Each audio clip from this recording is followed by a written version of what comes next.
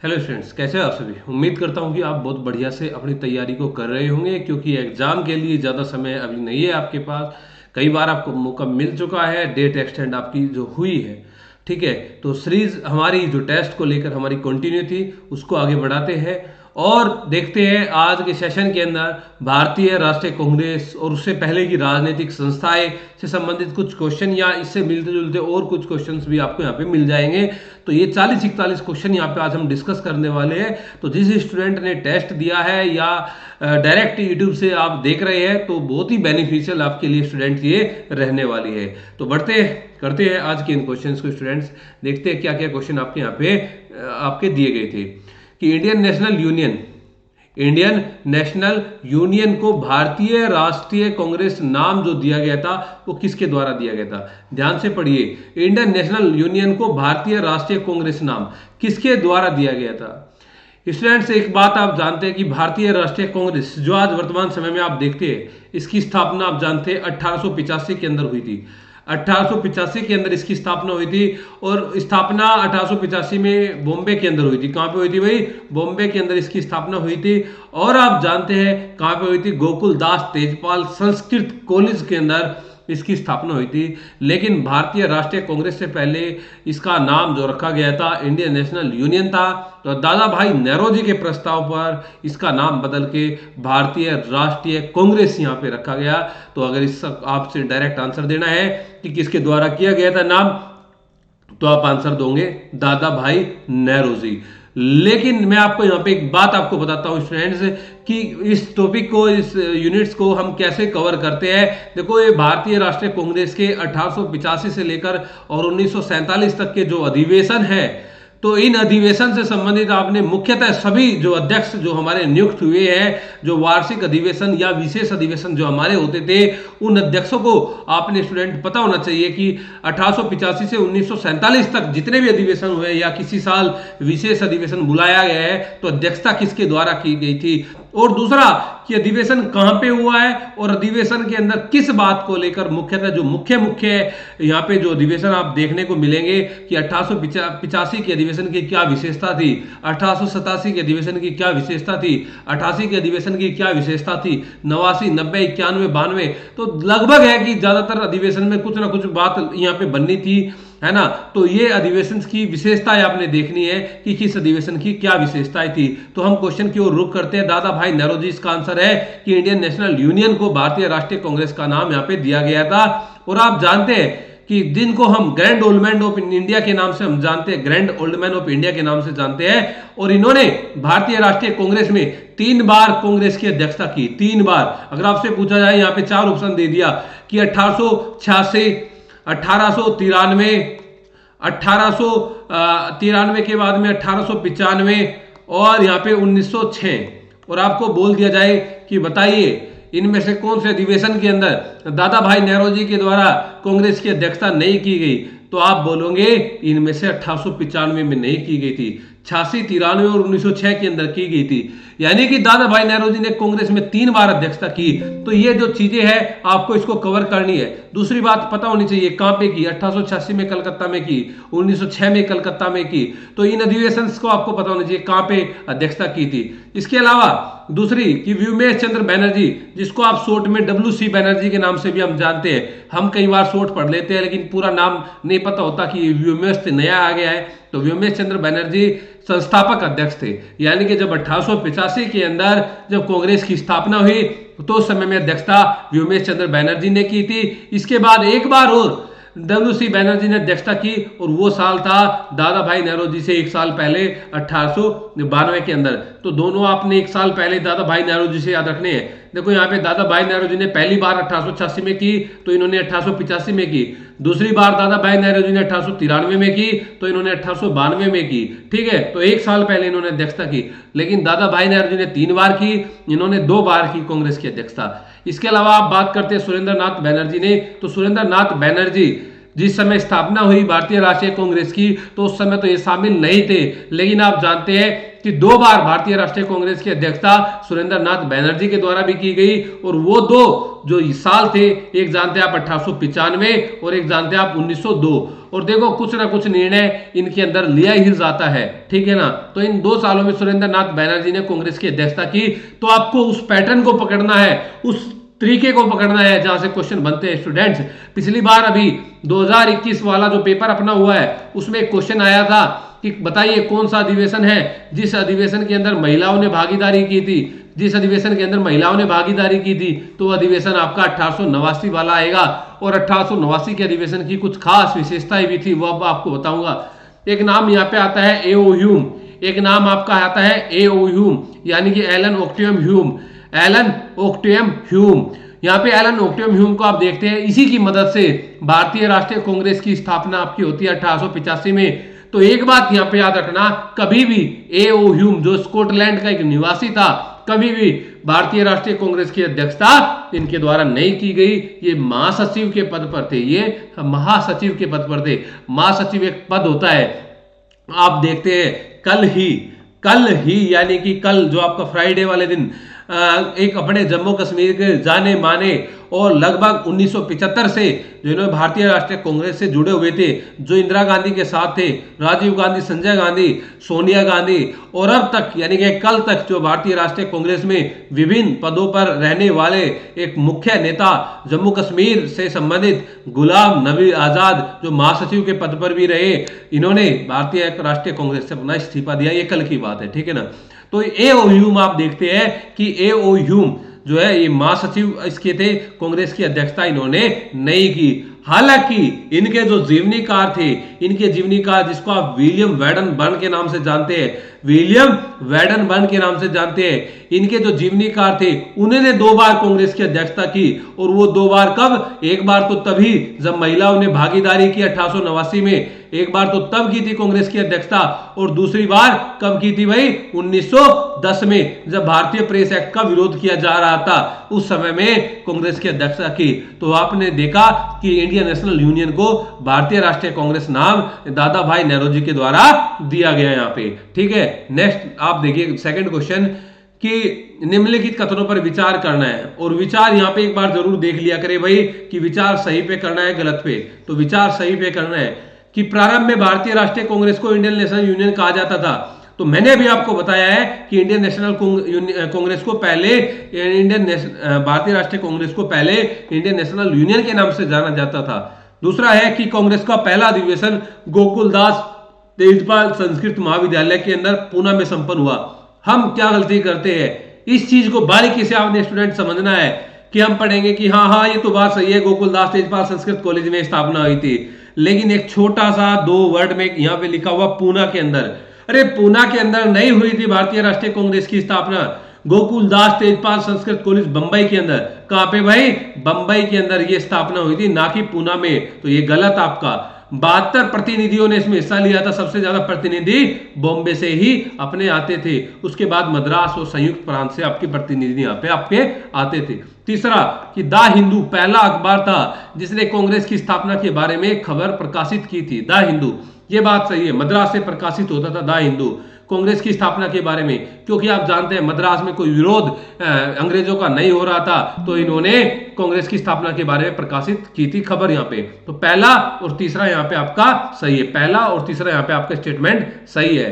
Next आप देखिए कि भारतीय राष्ट्रीय कांग्रेस का पहला महासचिव, अभी महासचिव की बात हुई थी तो मैंने बताया एओ ह्यूम यानी एलन ओक्टियम ह्यूम। अगर बात करोगे दादा भाई नेहरू की, मैंने अभी बताया दादा भाई नेहरू 3 बार अध्यक्षता की कांग्रेस की, कब ये भी बताया। इसके बाद में आप बात करोगे महादेव गोविंद रानाडे की, जिसको आप शॉर्ट में एमजी रानाडे, जो महात्मा गांधी के जो अपने गुरु थे,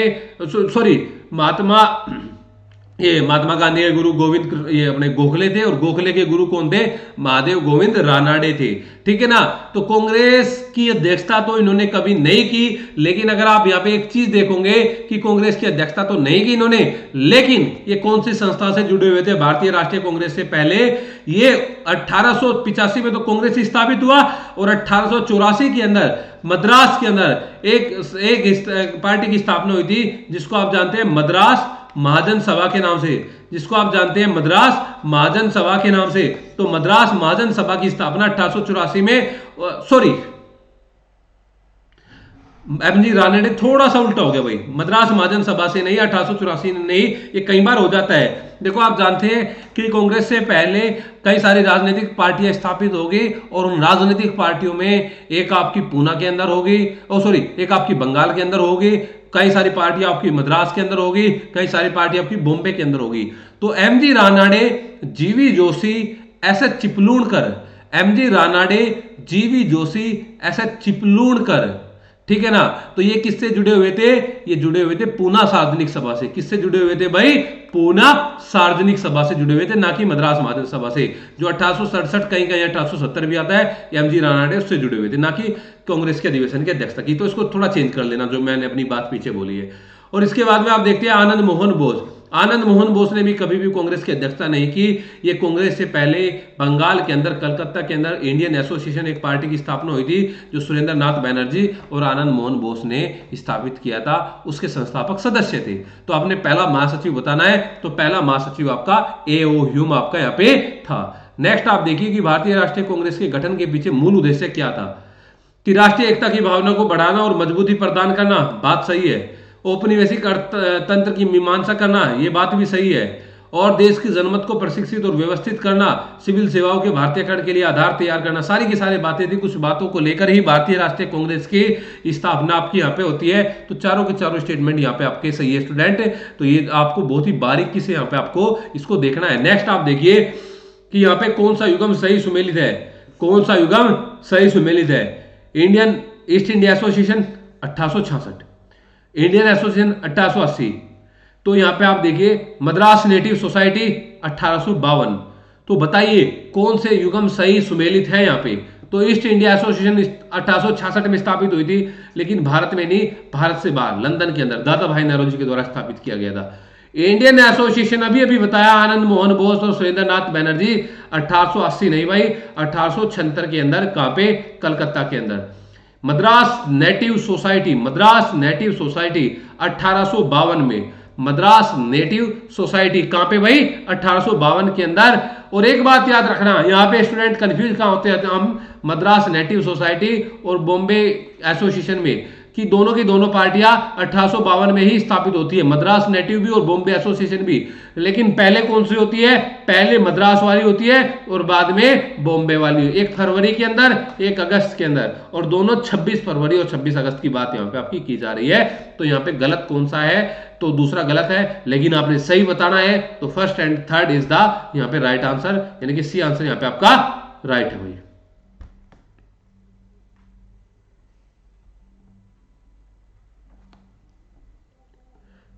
नेक्स्ट देखिए आप कि इंडियन एसोसिएशन से संबंधित कौन से कथन सही है। इंडियन एसोसिएशन से, कि इंडियन एसोसिएशन की स्थापना 1876 में आनंद मोहन बोस और सुरेंद्र नाथ बनर्जी ने की थी। इंडियन एसोसिएशन की स्थापना मैंने अभी बताया 1876 में आनंद मोहन बोस और सुरेंद्र नाथ बनर्जी ने। दूसरा, भारतीय राष्ट्रीय कांग्रेस की पूर्वगामी संस्था, क्योंकि आप जानते हैं कांग्रेस 1885 या 1876 के अंदर, और इसके द्वारा सिविल सेवाओं के भारतीयकरण के मुद्दे को उजागर किया गया था। ये बात की गई थी कि सिविल सेवाओं के भारतीयकरण के मुद्दे को लेकर ये बात स्थापित हुई थी। तो तीनों के तीन ऑप्शन यहाँ पे आपके सही है भाई। तो मिलाइए और देखिए अपना। इंडियन सोशल कॉन्फ्रेंस के संदर्भ में,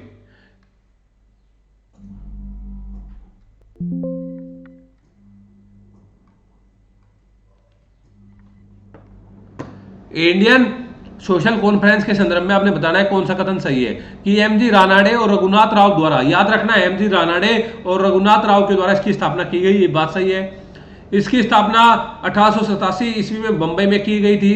यह भारतीय राष्ट्रीय कांग्रेस का एक सहायक संगठन था, ये बात भी सही है। देखो स्थापना तो नहीं, लेकिन ये बात थी कि इसका यहाँ पे अधिवेशन हुआ था। स्थापना 1887 में कांग्रेस की, इसकी इंडियन सोशल कॉन्फ्रेंस की नहीं की गई थी, इससे पहले ही कांग्रेस के आसपास इसकी स्थापना की गई थी। तो दूसरा ऑप्शन यहाँ पे गलत है और पहला और तीसरा यहाँ पे आपका सही है। तो बी आंसर आपने यहाँ पे देना है अपना, ठीक है। नेक्स्ट आइए कि कौन से कथन असत्य है, कौन से कथन असत्य है। सुरेंद्र नाथ बनर्जी कांग्रेस के पहले सत्र में मौजूद थे। मैंने बताया कि सुरेंद्र नाथ बनर्जी कांग्रेस के पहले सत्र में शामिल नहीं थे। 2 बार कांग्रेस की अध्यक्षता करते हैं, 1895 और 1902 के अंदर। विलियम वैडनबर्न ने ए ह्यूम की जीवनी लिखी, ये बात सही है, विलियम वैडनबर्न ने। और विलियम वैडनबर्न दूसरे यूरोपीय व्यक्ति थे जिन्होंने भारतीय राष्ट्रीय कांग्रेस की अध्यक्षता की। पहले यूरोपीय व्यक्ति जॉर्ज यूले थे, ठीक है, 1889 और 1910। सेफ्टी वाल्व का सिद्धांत लाला लाजपत राय ने दिया, ये बात सही है कि कांग्रेस का इसको जो स्थापना हुई सेफ्टी वाल्व का सिद्धांत कांग्रेस को लाला लाजपत राय, ये बात भी सही है। तो यहाँ पे असत्य बताना है तो असत्य तो केवल एक ही है भाई, पहला है, तो आपका आंसर ए होगा यहाँ पे आपका, ठीक है, ए आंसर होगा। नेक्स्ट आप देखिए कि जॉर्ज यूले दूसरे यूरोपीय व्यक्ति थे जिन्होंने 1888 में भारतीय राष्ट्रीय कांग्रेस का नेतृत्व किया। देखो ये बात सही है कि जॉर्ज यूले ने भारतीय राष्ट्रीय कांग्रेस का नेतृत्व किया, ये भी बात सही है कि 1888 में किया, लेकिन दूसरे यूरोपीय व्यक्ति नहीं थे, ये पहले यूरोपीय व्यक्ति थे, ये पहले यूरोपीय व्यक्ति थे। तो ये असत्य है, तो असत्य पूछा तो ये सही है, यानी कि यहाँ पे आपका दूसरा ऑप्शन है कि दादा भाई नौरोजी 1887 ईस्वी में कांग्रेस की अध्यक्षता करने वाले दूसरे भारतीय थे। दादा भाई नौरोजी ने 1887 में कांग्रेस की अध्यक्षता की। सॉरी, ये बात गलत है आपका कि ये बात तो सही है कि दूसरे भारतीय थे भारतीय राष्ट्रीय कांग्रेस की अध्यक्षता करने वाले, लेकिन 1887 में नहीं की थी। इन्होंने कब की थी कांग्रेस की अध्यक्षता? इन्होंने की थी भाई 1886 के अंदर। इन्होंने कब की थी? 1886 के अंदर कांग्रेस की अध्यक्षता। ये बात आपने यहाँ पे देखनी है, ठीक है। नेक्स्ट आप देखिए कि बदरुद्दीन तैयबजी 1886 ईस्वी में कांग्रेस की अध्यक्षता करने वाले पहले मुस्लिम नेता थे। 1886 में तो मैंने आपको बताया कि दादा भाई नौरोजी ने की थी। हाँ, ये बात सही है कि बदरुद्दीन तैयबजी पहले मुस्लिम नेता थे जिन्होंने भारतीय राष्ट्रीय कांग्रेस की अध्यक्षता की थी, और मद्रास में वह अधिवेशन हुआ था जिसमें पहली बार तमिल के अंदर भाषण पढ़ा गया था, लेकिन ये 1886 नहीं, ये 1887 के अंदर हुआ था। तो यहाँ पे तो असत्य तीनों ही है, तो तीनों ही के तीनों ही आपके यहाँ पे आपके आंसर रहने वाले हैं, तो नो का आपका डी यहाँ पे उत्तर है, ठीक है। नेक्स्ट आप देखिए कि कौन से युग्म सही सुमेलित है। निम्नलिखित में से कौन से युग्म सही सुमेलित है? Vernacular press act, Ilbert bill विवाद और प्रथम फैक्ट्री एक्ट। तो वर्नाकुलर प्रेस एक्ट 1876 नहीं, 1876 में तो लॉर्ड लिटन वायसराय बन के आया था। वर्नाकुलर प्रेस एक्ट जो स्थापित हुआ था वो 1878 में हुआ था, 78 में। इल्बर्ट बिल विवाद ये लॉर्ड रिपन के समय में 1883 में हुआ था, जो मुकदमे को लेकर था। और प्रथम फैक्ट्री एक्ट ये 1881 में पहली बार आया था। उसके बाद में 1851, फिर 1911, 1922 ये आप देखते कई बार फैक्ट्री अधिनियम हमारा आता है, ठीक है। तो दूसरा और तीसरा ये दोनों कहानी लॉर्ड रिपन के समय की है, दोनों सही है। वर्नाकुलर प्रेस एक्ट को लाया गया था लॉर्ड लिटन के द्वारा 78 में, लेकिन समाप्त किया गया था लॉर्ड रिपन के द्वारा। तो यहाँ पे सही सुमेलित पूछे है, तो दूसरा और तीसरा यहाँ पे आपका सही सुमेलित यहाँ पे आपका है। तो नेक्स्ट आप देखिए कि कौन बॉम्बे प्रेसिडेंसी एसोसिएशन के संस्थापक सदस्य नहीं थे। बॉम्बे प्रेसिडेंसी एसोसिएशन के संस्थापक सदस्य नहीं थे। तो मैंने आपको बताया कि एक चीज का आपने हमेशा ध्यान रखना है, आप कंफ्यूज होंगे मद्रास महाजन सभा में, भारतीय राष्ट्रीय कांग्रेस में और बॉम्बे प्रेसिडेंसी में अक्सर आप कंफ्यूज होंगे, क्योंकि ये तीनों एक साल के अंदर ही अंदर ये स्थापित हुई थी। अगर पूछे पहले कौन सी स्थापित हुई थी तो मद्रास महाजन सभा 1884 में। इसके बाद पूछे तो बॉम्बे प्रेसिडेंसी एसोसिएशन 1885 में तो की गई थी, लेकिन कौन से महीने में? जनवरी महीने में। और भारतीय राष्ट्रीय कांग्रेस तीसरे नंबर पे, यानी कि 1885 में तो की गई थी, लेकिन कौन से महीने में? दिसंबर महीने में। लेकिन कौन से महीने? दिसंबर महीने के अंदर, ठीक है। तो यहाँ पे आप देखोगे कि बॉम्बे प्रेसिडेंसी एसोसिएशन के अंदर फिरोज शाह मेहता जुड़े हुए थे, केटी तेलंग जुड़े हुए थे, बदरुद्दीन तैयबजी जुड़े हुए थे, ना कि आनंद चार्लू नहीं जुड़े हुए थे। आनंद चार्लू मद्रास महाजन सभा से जुड़े हुए थे। तो यहां पे आपका आंसर सी रहने वाला है, ओके। नेक्स्ट देखिए आप कि निम्नलिखित में से कौन सा कथन सही है कि मद्रास महाजन सभा की स्थापना 1884 में हुई थी। ये बात सही है कि मद्रास महाजन सभा की कौन कौन थे? वीर राघवाचार्य, सुब्रमण्यम अय्यर और आनंद चार्लू, जो पीछे क्वेश्चन में आपको दिया गया है। तीनों की तीनों बातें यहाँ पे आपकी सही है। ईस्ट इंडिया एसोसिएशन की स्थापना एमजी रानाडे ने की थी। ईस्ट इंडिया एसोसिएशन की स्थापना एमजी रानाडे ने पेरिस में की थी। ना तो एमजी रानाडे ने की थी और ना पेरिस में हुई थी। ये किसने की थी? ईस्ट इंडिया एसोसिएशन की स्थापना दादा भाई नौरोजी ने। और कहां पे की थी? लंदन के अंदर की थी। कहां पे की थी भाई? लंदन के अंदर की थी। तो यहाँ पे आपका ऑप्शन एक ही सही है, ऑप्शन नंबर एक यहाँ पे आपका सही है, ठीक है। नेक्स्ट आप देखिए कि यहाँ पे लॉर्ड मेयो के कार्यकाल के संदर्भ में कौन से कथन सही है। लॉर्ड मेयो के कार्यकाल के संदर्भ में कौन से कथन सही है? इस क्वेश्चन के अंदर अभी थोड़ी मिस्टेक है, इसको होल्ड करके रखना, मैं बाद में बताऊंगा इसके बारे में। ठीक है, इसको होल्ड रखना अभी। कि निम्नलिखित में से किस वायसराय को साहित्य के क्षेत्र में ओवन मेरेडिथ के नाम से जाना जाता है? साहित्य के क्षेत्र में ओवन मेरेडिथ के नाम से। आप जानते हैं लॉर्ड लिटन का टाइम पीरियड शुरू होता है 1876 में, उनको ओवन मेरेडिथ या साहित्य के क्षेत्र में लॉर्ड लिटन, इन्हीं के समय में पहली बार, 3 बार दिल्ली दरबार लगता है, तो पहली बार लॉर्ड लिटन के समय में लगता ही, पहली बार लॉर्ड लिटन के समय में, ठीक है। इन्हीं के समय में स्ट्रैची आयोग आता है अकाल से संबंधित, ठीक है। मेयो इनसे पहले आएगा, और कर्जन 1905 वाली घटना आप देखते हैं 1899 से 1905 तक, और लॉर्ड रिपन इनके तुरंत बाद आपका आता है, ठीक है। नेक्स्ट आप देखिए भाई कि लॉर्ड लिटन के कार्यकाल से संबंधित आपने सही कथन बताना है कि महारानी विक्टोरिया को दिल्ली दरबार 1877 में केसरी इनकी उपाधि सम्मानित किया गया। तो पहली बार मैंने बताया दिल्ली दरबार लॉर्ड लिटन के समय में लगता है, जिस समय में अकाल पड़ रहा था उस समय में यहाँ पे दिल्ली दरबार लग के बहुत सारा खर्चा हो रहा था। इसके कार्यकाल में गंडमक की संधि हुई। ये गंडमक कहां से आ गया, क्वेश्चन बनता है। तो आप जानते हैं कि भारतीयों की विदेश की नीति कैसी थी अंग्रेजों की, यहाँ पे अफगानिस्तान के प्रति, बर्मा के प्रति, नेपाल के प्रति, तिब्बत के प्रति। तो अफगानिस्तान के साथ में 3 संघर्ष होते हैं। पहला संघर्ष आप देखते हैं कि अफगानिस्तान के संबंध में पहला संघर्ष आप 1836-38 में ऑकलैंड के समय में देखते हैं। दूसरा संबंध आप देखते हैं लिटन के समय में, और तीसरा संघर्ष आप देखते हैं 1921 चैम्सफोर्ड के समय में। तो संधि एक ही होती है, और दूसरी संधि अफगानिस्तान के प्रति हुई थी, गंडमक की संधि, वो लॉर्ड लिटन के समय में हुई थी, ठीक है। और अगर आप बात करोगे इससे संबंधित, बर्मा से संबंधित, तो 3 संघर्ष बर्मा से संबंधित भी होता है, लेकिन संधि वहां पर भी एक ही होती है। पहली 1824-26 के बीच में होता है, तो संधि आपकी कौन सी होती है, यांडबू की संधि। दूसरा संघर्ष आपका होता है आपका लॉर्ड डलहौजी के समय में 1852-53 में, कोई संधि नहीं होती। और तीसरा संघर्ष आप देखते हैं जो आपका यहां पे होता है, तीसरा संघर्ष जो आप देखते हैं वो आपका होता है भाई किसके समय में, 1885 लॉर्ड डफरिन के समय में, लॉर्ड डफरिन के समय में यहां पे आपका देखते हैं, ठीक है।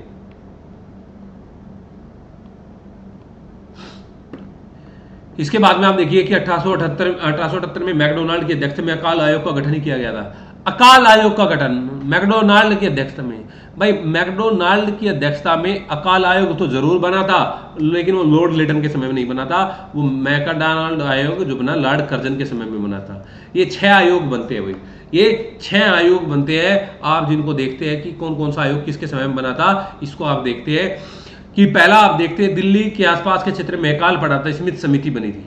उसके बाद में 1866-67 में कैम्पबेल आयोग आया था। उसके बाद में लिटन के समय में आपका स्ट्रैची आयोग आया था। उसके बाद में आप देखते हैं एल्गिन द्वितीय के समय में आपका एक आयोग आया था जिसको आप जानते हैं,